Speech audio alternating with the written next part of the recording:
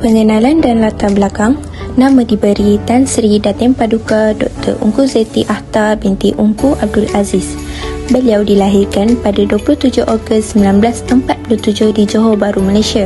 Dr. Zeti Aziz mendapat pendidikan awal di Sekolah Menengah Asunta Petaning Jaya pada tahun 1958. Pada tahun 1970, beliau menerima ijazah sarjana muda ekonomi dalam bidang ekonomi analitikal di Universiti Pennsylvania.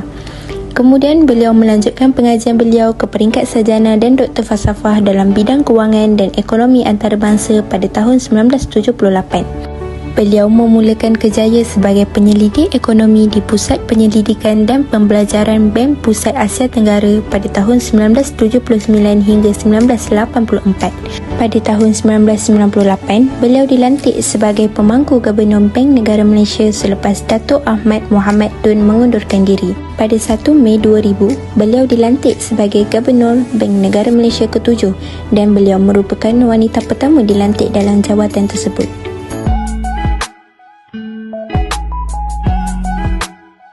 Crisis. Despite this more challenging global financial and economic environment, Islamic finance has continued to remain on its growth trajectory.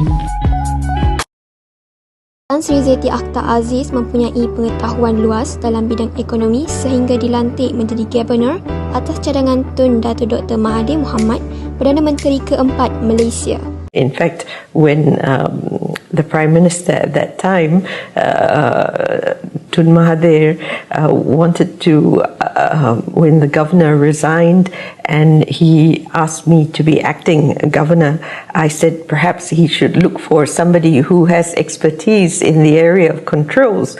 Well, he told me that we didn't have any such expertise, that we were venturing into uncharted territory, but he felt that I knew how the system worked and that I should be the person who would be acting governor during that time.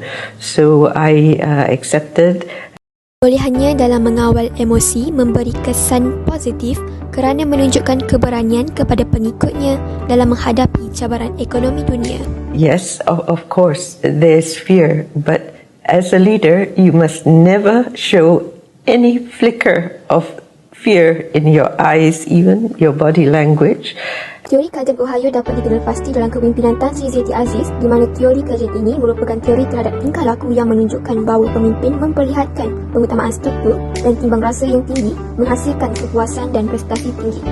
Pada tahun 2000, ketika peralihan Gubernur Tan Sri Datuk Seri Ali Abdul Hassan kepada Dr. Zeti Akhtar Aziz, pengurusan organisasi dan sumber manusia telah bertambah baik dari semasa ke semasa. Having a team with diverse backgrounds and leveraging on the expertise that are in the different parts of the bank, this is what will allow you to really consider every angle and every aspect and to go over it very, very carefully. Of course, you cannot predict the outcomes, but if you know how the system works, then this is an important.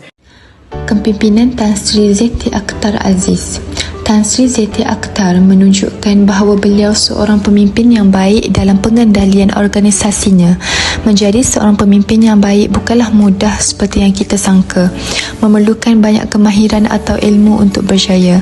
Beliau juga mempunyai banyak pengalaman bekerja sebelum beliau mendapat apa yang beliau ada sekarang. Berdasarkan gaya kepemimpinannya, kami mendapati bahawa beliau menggunakan teori kajian Ohio. Beliau menggunakan teori ini untuk membuat keberkesanan dalam organisasinya. Selain itu, kuasa juga mempengaruhi gaya kepemimpinannya. Beliau menggunakan jenis kuasa yang betul untuk memimpin atau berkomunikasi dengan semua kaki tangannya. Semua ini menunjukkan bahawa beliau adalah salah seorang pemimpin terbaik di dalam sejarah Malaysia kerana dia adalah wanita pertama yang dilantik menjadi pemimpin dalam sebuah organisasi besar, iaitu Bank Negara Malaysia. Sebagai Gubernur, beliau memainkan peranan penting di dalam pengubalan dan pelaksanaan dasar monetari. Di samping memastikan kestabilan sistem kewangan Malaysia, beliau juga bertanggungjawab kepada kejayaan transformasi sistem kewangan Malaysia kepada salah satu yang paling maju dan berdaya tahan di dalam ekonomi baharu muncul. Selain itu, beliau juga memainkan peranan penting di dalam transformasi organisasi Bank Pusat untuk menjadi fokus secara strategik dan dipacu prestasi yang baik. Ini turut melibatkan perubahan utama terhadap proses tadbir urus, pengurusan bakat dan menetapkan kerangka pengurusan risiko yang kukuh. Beliau sangat memberi inspirasi kepada ramai wanita di luar sana untuk menjadi seperti beliau. Pencapaian Zeti Akhtar dalam ekonomi dan kewangan memberi impak yang positif dalam menunjukkan kestabilan mata wang dan kestabilan ekonomi. Sumbangan beliau telah mendapat penghargaan seluruh masyarakat Malaysia dan antarabangsa kerana usaha-usahanya yang tepat serta berjaya mengeluarkan Malaysia dari krisis kewangan yang melanda pada lewat 90-an. Pada tahun 2007, beliau telah menerima anugerah London Sukuk Summit hasil daripada sumbangan luar biasa untuk pembangunan pasaran moden Islam. Seterusnya, berdasarkan sumbangan beliau dalam membangunkan kewangan Islam, beliau telah dianugerahkan Anugerah Bank Pembangunan Islam dalam Kewangan dan Perbankan Islam pada tahun 2012.